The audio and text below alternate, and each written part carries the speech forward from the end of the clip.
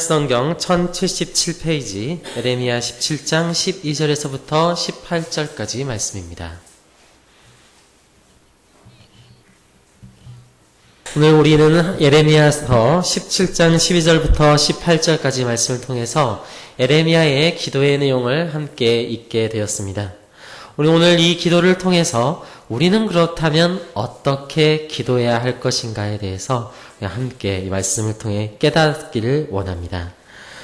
오늘 첫 번째로 예레미야는 이 기도를 통해서 자신 안에 있는 하나님에 대한 그 깊은 신앙을 고백했습니다.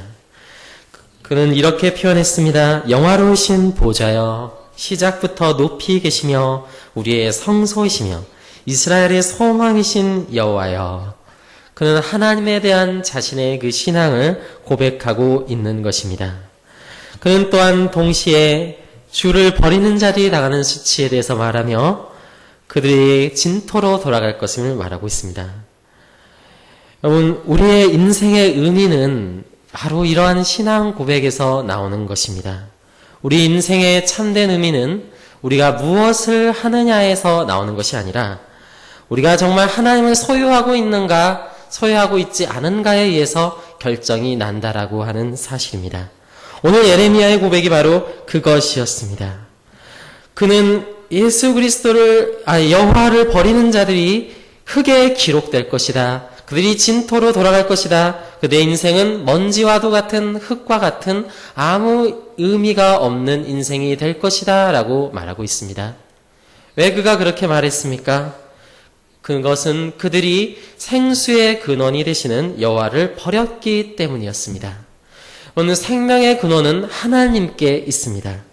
하나님만이 우리가 정말 이 영적인 생명을 유지할 수 있는 원천이 되신다는 것이죠.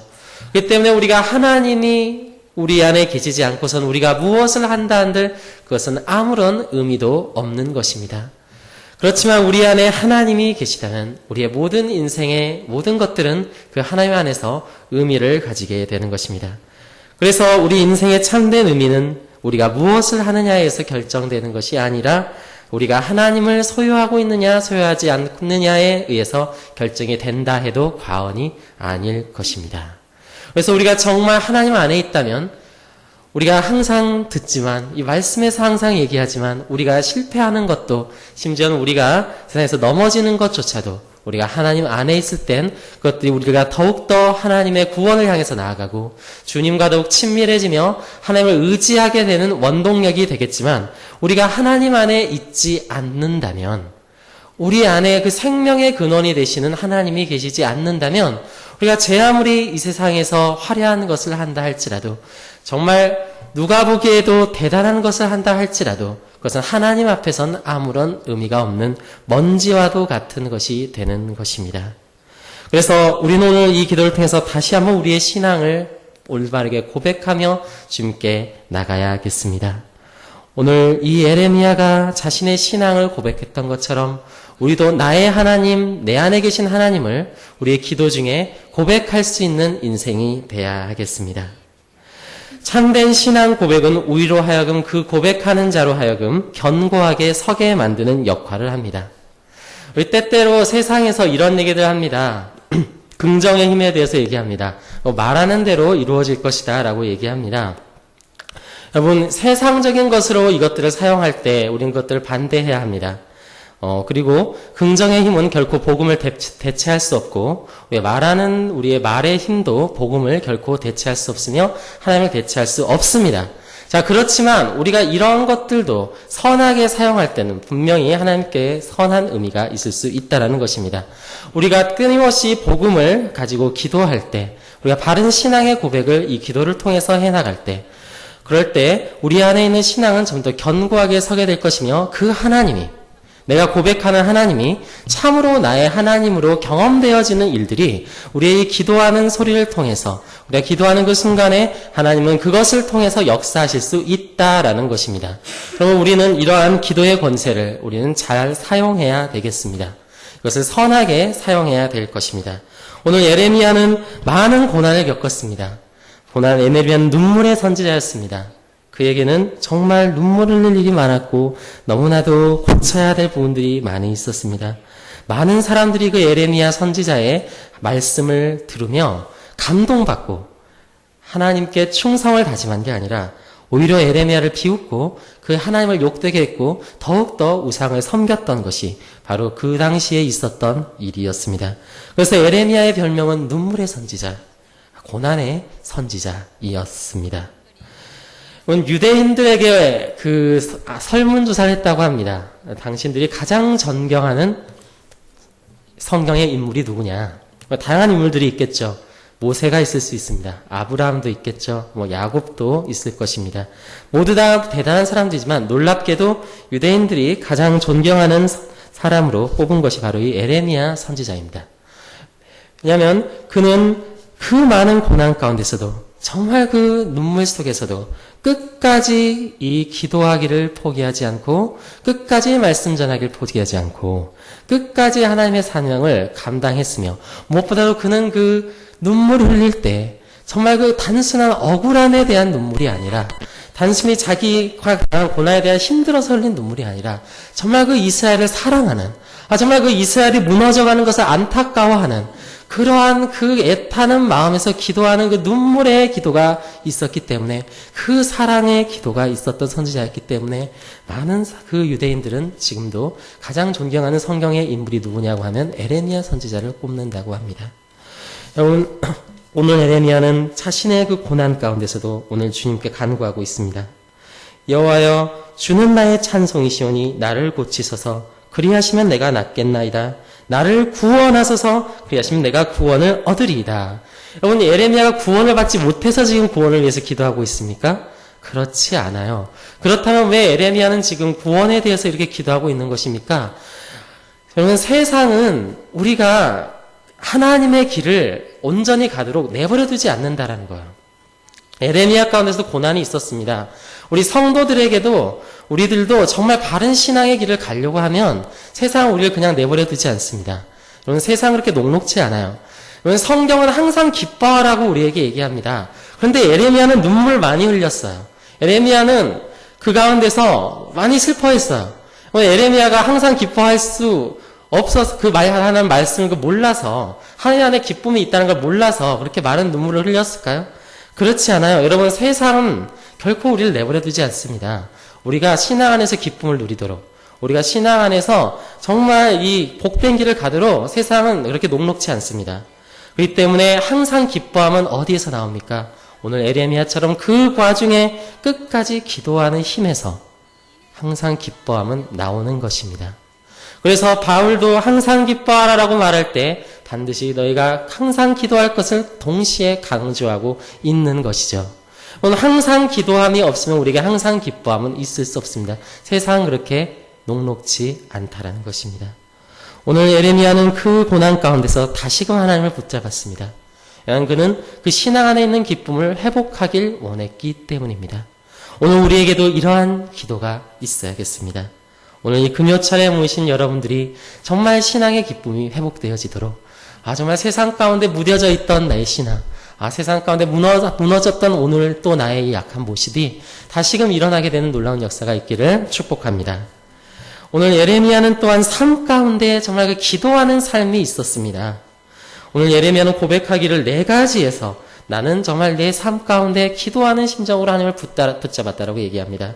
첫 번째, 그는 목자의 직분에서 물러서지 않았습니다. 그러나 하나님께서 그 이스라엘에 맡기신 어린 양들을 위해서 그 사역하는 것을, 그 선지자의 사역을 그 고통 가운과 고난 와중에서도 결코 포기하지 않았다는 것이죠. 쉬운 일이 아니었을 것입니다. 그는 또한 끝까지 우리 주님을 따랐습니다. 또한 그는 하나님의 말씀만을 전했습니다. 오늘 에레미야는 자신 있게 이렇게 말하죠. 주께서 아시는 바라 내 입술에서 나온 것이 주의 목전에 있나이다. 아멘. 자신의 입술에서 나온 모든 것은 모두가 하나님의 그 목전 앞에서, 하나님의 그 입 앞에서 나온 것이라고 오늘 에레미야는 말하고 있는 것입니다.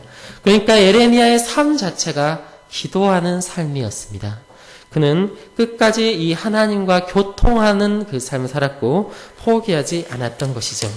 그 모든 것들은 그가 천국의 소망을 가지고 있었기 때문이었습니다. 오늘 우리도 정말 이 에레미야의 이러한 기도들, 정말 나는 목자의 직분에서 물러가지 아니하고 주를 따라 싸우며 재앙의 날도 내가 원하지 아니하음을 주께서 아시는 바라 내 입의 술에서 나오시 주의 목전에 있나이다. 이렇게 고백하며 주님 앞에 그 와중에 힘을 주시라고 기도할 수 있는 여러분들이 되시기를 바랍니다. 오늘 그러한 예레미야의 모습은 그 삶이 있었기 때문에, 정말 그는 주님을 버리지 않았기 때문에 그를 비웃는 청중들이 있었습니다. 그를 비웃는 사람들이 있었습니다. 오늘 예레미야는 그러한 마음을 토로합니다. 나를 박해하는 자들에 대해서 말합니다. 나에게 치욕을 주는 자들에 대해서 말합니다. 내게 지금 고난을 주는 그들에 대해서 말합니다. 오늘 이러한 기도가 에레미야가 어찌나 솔직하게 얘기하는지 그걸 보는 우리로 하여금 당혹스러울 정도로 에레미야는 오늘 솔직하게 그 심정을 토로하는데, 오늘 18절을 한번 다 같이 한번 읽어보겠습니다. 우리 다 같이 18절 함께 읽겠습니다. 하나, 둘, 셋. 나를 박해하는 자로 치욕을 당하게 하시고 나로 치욕을 당하게 마옵소서. 그들은 놀라게 하시고 나는 놀라게 하지 마시옵소서. 재앙의 날을 그들에게 임하게 하시며 배나 되는 멸망으로 그들을 멸하소서. 아멘. 하나님께서 우리에게 원수를 사랑하라고 하셨는데 오늘 이 예레미야의 기도 상당히 우리를 당혹스럽게 합니다. 굉장히 고상한 표현을 쓰는 게 아니라 굉장히 어떻게 보면 솔직하게 자신의 심정을 쏟아놓는 이러한 기도들 우리가 보면서 상당히 당혹스럽습니다. 그런데 시편이나 선지자들의 기도를 보면 이러한 기도가 그냥 한두 편만 나오는 것이 아니라 굉장히 많이 나옵니다. 제가 목사님을 대신해서 한때 새벽에 시편을 설교한 적이 있었는데 굉장히 당혹스럽습니다. 매일 보는데 계속 눈물이고 계속 억울함에 대한 표현이고 계속 원수들에 대한 이런 억울한 마음들, 이런 마음들이 한 편 한 편마다 없는 시가 거의 찾아보기 어려울 정도로 그렇게 많이 있었다라는 것입니다. 도대체 우리 그것들을 통해서 하나님은 우리에게 무엇을 깨닫게 하시려는 것일까 우리는 생각할 수 있습니다. 그렇지만 이것은 우리가 이상하게 생각하지만은 않았으면 좋겠습니다. 그래서 두 가지로, 크게 세 가지로 볼 수 있겠습니다. 첫 번째는 이 기도의 화자의 그 불의의 압제에 대한 이제 솔직한 표현이라는 것입니다. 자, 하나님께서는 우리의 마음을 아십니다. 우리가 그들에 대한 억울한 일을 당하고 있는 그 마음, 우리가 정말 슬퍼하고 있는 그 마음을 하나님은 다 알고 있습니다. 자, 내가 그 마음을 품고 있으면서 하나님 앞에 기도할 때는 그 마음을 숨기고 기도한다고 해서 하나님이 거기에 대해서 속으시는 거나 그것을 받으시는 분인가? 그렇지 않다라는 것이죠. 차라리 하나님은 무엇을 원하시냐면 우리의 마음을 있는 그대로 하나님께 토로하길 원하신다라는 것입니다. 그럼 부모님이 안타까울 때가 뭐예요? 얘가 학교에서 돌아왔는데 분명히 뭔가 문제가 있어 보여요. 뭔가 지금 오늘 기분이 안 좋아요. 근데 얘기를 안 할 때 답답하죠. 오늘 하나님께 그 모든 것들을 정말 간구하길 원하세요. 그래서 성경은 뭐라고 말합니까? 너의 모든 근심과 걱정과 그 모든 것들을 다 내게 맡기라. 내가 너희들의 짐을 져주겠다. 예수님께서 말씀하시지 않았습니까? 자, 우리는 그러한 예수님의 마음을 알 필요가 있어요. 여러분, 하나님께 우리가 이렇게 기도할 때 그 기도는 진실한 기도가 되는 것이고, 비로소 우리는 우리 안에 미움도, 우리 안에 있는 근심도, 우리 안에 있는 모든 어려움도 하나님께 맡길 수 있게 되는 것이지, 그것을 내가 그냥 숨기고 있다고 해서 하나님께 고상하게 주님의 영광을 위해서 기도한다고 해서 그것들이 하나님께서 받으시는 것이 아닙니다. 하나님께서는 우리가 정말 그것들을 하나님 앞에 내려놓고 우리가 솔직하게 정말 우리의 마음을 털어놓을 때 하나님은 그것을 가져가시고 그것을 맡으시고 그것을 해결해 주시는 분이지, 우리가 그 기도를 통해서 하시는 것입니다. 하나님께 이것들을 맡기는 것은 굉장히 중요한 의미가 있어요. 이것은 나의 개인적인 복수를 하지 않겠다라는 뜻을 동시에 포함합니다. 우리가 개인적인 미움을 가지고 있으면서도 하나님께 이것을 토로하지 않아요. 그런데 그러한 사람들을 가만히 보니까 그들은 하나님께 기도하지는 않지만 다른 사람들에게는 이걸 얘기해요. 뒷담화를 하고 어려운 점을 얘기하고, 물론 그것들이 없을 수는 없겠지만 정말 중요한 건 뭡니까? 우리가 하나님께 먼저 그것을 얘기할 수 있어야 된다는 거예요. 그렇게 되었을 때 우리는 그 미워하는 마음까지도 하나님께 맡기는 그 작업을 하고 있는 것입니다. 그래서 주님께서 이것들을 처리해 주십시오. 저는 이것들을 더 이상 품고 싶지 않습니다라고 말하는 거예요. 그래서 우리는 그것들을 주님께 내려놓는 것입니다. 그래서 주님께 맡기는 거죠. 그러면 내게 남는 것은 무엇입니까? 다시금 우리는 그 원수를 사랑할 수 있는 능력을 회복하게 됩니다. 왜냐하면 내 미워하는 마음을 주님께 맡겼기 때문에. 이제 내 원수 갚는 것이 주님의 손에 있고 모든 심판은 하나님의 손에 있기 때문에 더 이상 나는 그 마음을 품고 있지 않기 때문에 다시 나는 그들을 위해서 기도할 수 있고 다시 나는 그들과 관계를 회복할 수 있고 다시 그들을 위해서 우리는 사랑할 수 있는 그러한 마음으로 다시금 변화될 수 있는 것입니다. 그렇기 때문에 우리에게 이러한 기도는 결코 당혹스럽거나 낯선 것이 아니라 사실 우리의 삶 가운데, 우리의 어려움 가운데, 우리의 이러한 슬픔 가운데 우리도 해야 할 그러한 작업들일 것입니다. 오늘 에레미야는 그래서 기도하는 거예요.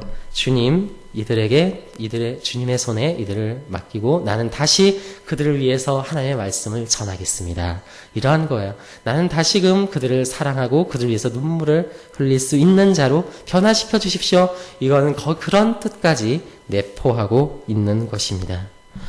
그리고 마지막으로 이것은 주님의 공의가 이 땅에서 실현되기를 원하는 기도입니다. 이러한 악인들의 심판을 바라는 것은 단순히 그들이 심판받길 원하는 것이 아니라 사실은 그 배후에 있는 사탄의 세력들까지를 겨냥하고 있는 기도입니다. 하나님의 영광을 가리고 있는 세상의 그 악한 것들, 세상의 그 더러운 것들을 하나님께서 속히 공의롭게 심판하시기를 원하는 하나님의 영광이 온 세상에 드러나길 원하는 그러한 기도라는 것입니다. 그래서 실제로 오늘 다윗만 봐도 우리는 이러한 사실을 알 수 있는데 다윗도 많은 복수시를 지었어요. 원수들의 뿔을 꺾어달라. 원수들을 멸망시켜달라. 이렇게 기도했지만 사실 그 인생을 보면 어떻습니까? 그는 용서의 사람이었어요. 시므이가 자신에게 정말 그 악한 일을 할 때도 그 다윗은 그를 자비롭게 용서하길 원했습니다. 또 어떻습니까? 압살롬, 아들이 자기를 반역했을 때 어떻게 했습니까? 압살롬을 심판하기보다는 그에게 자비를 베풀어 주기를 다윗은 원했습니다. 사울왕에게도 그는 마찬가지였어요. 그러니까 그는 하나님께 그 모든 것들을 어떻게 한 거예요? 맡긴 것입니다. 그렇기 때문에 그는 그게 가능한 거예요. 하나님께 그 자신의 모든 원수를, 하나님의 나라의 공의를 하나님의 손에 맡겨드린 것입니다. 오늘 우리가 함께 기도할 때 우리도 그러한 기도를 했으면 좋겠습니다. 정말 우리 삶 가운데 너무 어려운 일들, 정말 내가 미워하는 그 사람, 우리가 그것들 다 주님께 내려놓고 다시 우리가 회복되어졌으면 좋겠습니다. 그래서 다윗처럼 우리가 정말 용서할 수 있는 사람 되길 원하고요. 사랑할 수 있는 사람 되길 원합니다. 우리 말씀 마무리 짓겠습니다. 오늘 에레미야의 기도를 통해서 우리는 기도의 다양한 측면들을 살펴보았습니다. 오늘 우리가 함께 이 금요철에 기도할 때 이 정말 에레미야에게 주신 그 마음, 이것은 하나님께서 주신 마음입니다. 우리도 오늘 그 하나님을 의지하면서 정말 하나님께 바른 신앙을 고백하며 주님의 나라가 오길 기대하며 우리의 모든 근심과 걱정과 모든 어려움들을 주님께 맡기며 우리 주님께 나아가는 오늘 여러분들이 되시기를 진심으로 축복합니다. 우리 함께 이 시간 찬송하겠습니다. 찬송 끝날 때 자연스럽게 나오셔서 기도 인도해 주시도록 하겠습니다.